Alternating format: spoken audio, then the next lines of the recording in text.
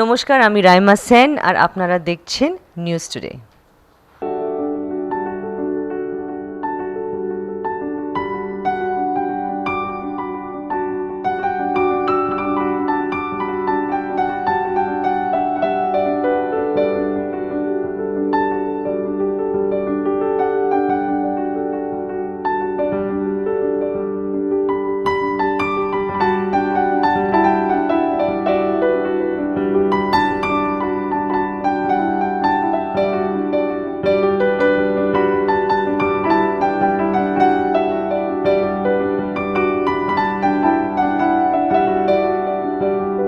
Into the role of women, the upper class women to be sure, maybe not the middle and lower middle class women, but even what we so often dismiss as the harem or the the Zanana area, where the women were just, in our minds very often, just cattle or just being used and exploited and had no agency of their own. Even there you find a reading of that environment which is very different, which makes you understand that it could be a place of empowerment, it could be a place of fulfillment also, because these women had a space to be free between amongst themselves. So these are some of the things, I think, Saira, which when somebody reads a book like this, it opens history up. It makes history somehow come alive in a way where you relate to it human being to human being. Maybe that's one of the nicest things about it. Agree. I think that was a wonderful insight, considering that she's an erudite author herself. Now coming to you, to Mr. Ashok Viswanathan, you've done Shakespeare and you've also done modern theatre. Do you think that when we play these historical or mythical characters on celluloid, whether they are a part of plays or movies, do you think it generates the public's interest in looking up history and perhaps getting a new, fresh perspective? Do you think films help in generating interest in historical characters? Well, I think that's a very interesting question. But I would say even before going into the world of film or theatre, the very fact that a book called Anarkali has been written would be enough provocation to look it up, And I think the book is extremely well written, firstly. Let me congratulate Sumantji for that. What do I mean by that now? This is a very general statement, like the word interesting. And whenever you ask someone how was the book, they say interesting. It's one of the most insipid words in the English language. But this book is really well written, first of all, because of the detail which Anjum already mentioned. I'm not wrong.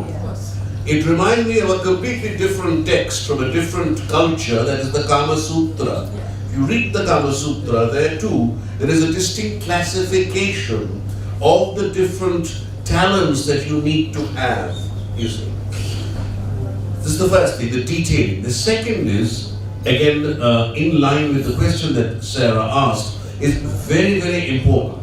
That is, that this is on the lines of great historical fiction, and I'm sticking my neck out and saying that it could be compared with a book like The Enchantress of Florence. I think so, definitely. And Salman Rushdie, undoubtedly one of the greatest writers of all time in this world, can be an inspiration. I just saw a film the other day called The Three Musketeers, a reworking of it. There again, it's Alexandre Dumas who uses history to fuel his fiction. So the greatness about this novel is, first, its detailing, its dovetailing of history and fiction, and thirdly, leaving that little space for the reader to conjecture. As Saira said so rightly, is it history? Is it true? Or is it mythology? Is it myth? It is, in a sense. Some of the things that happened may have become the stuff that legends are made of. Again, Shakespeare, that famous line from the Maltese Falcon, when Humphrey Bogart holds it up and says, this is the stuff that dreams are made of. Very, very well written book again.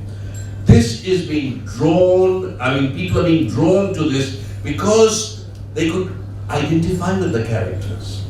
because they can feel the characters, see those characters. Definitely very good material for a film, which would be far different from K. Asif's Mohale-Azam because of the prelude, because of the framing device that is used, because of the significant role that Jahanama plays in this particular text. The following of the journey, moving from one person to the other, holding hands as it were.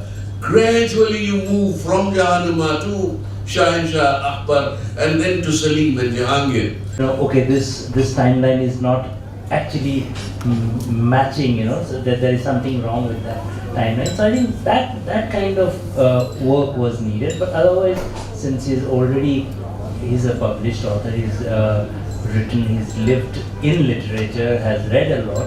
Is a subject that has intrigued people for over 400 years, and yet not even a single literature exists on her. Whatever literature that has been written from that period where she is mentioned is all about that love story with Salim, or where that confrontation with Akbar happens. But there's nothing at all on her on a standalone basis. And I therefore thought, after having researched, that she is one character from history, one legend from history, who definitely deserves a book that will give her an identity, a life, parents, a name, an existence, and most importantly, a closure and a life beyond that tragic love story that she has come to be identified with.